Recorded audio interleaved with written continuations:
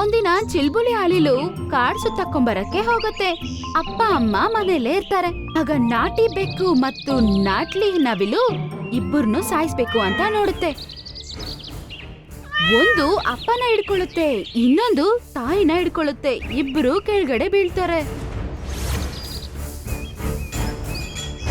ಮತ್ತೆ ಅಲ್ಲಿಂದ ಹೋಗ್ಬಿಡುತ್ತೆ.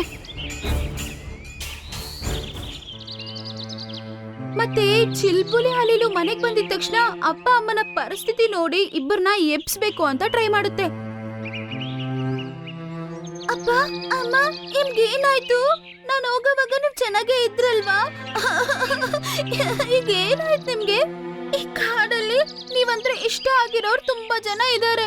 ಆಗ ನೀವ್ ಯಾಕೆ ಹಿಂಗ್ ಪರಿಸ್ಥಿತಿಯಲ್ಲಿ ಇದ್ದೀರಾ? ನಿಮ್ಮನ್ ಯಾರು ಹೊಡಿತಾರೆ?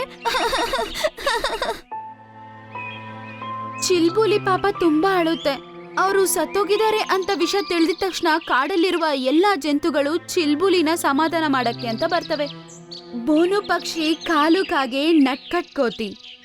ಚಿಲ್ಬುಲಿ, ಹೆಂಗಾಯ್ತಿದೆಲ್ಲ?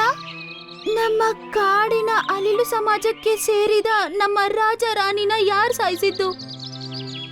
ಅಯ್ಯೋ ನನ್ನ ಮಗುವೆ, ನೀನು ಅನಾಥೆಯಾಗಿ ನಿಂತ್ಕೊಂಡೆ ಅಲ್ವಮ್ಮ?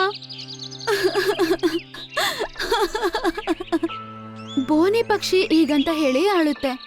ಆಗ ನಟ್ಕಟ್ ಕೋತಿ ಹೀಗನ್ನುತ್ತೆ, ನಂಗನ್ಸುತ್ತೆ ಇದು ನಾಟಿ ಬೆಕ್ಕು ಮತ್ತೆ ಟಿಕ್ಲಿ ನವಿಲಿನ ಕೆಲ್ಸ.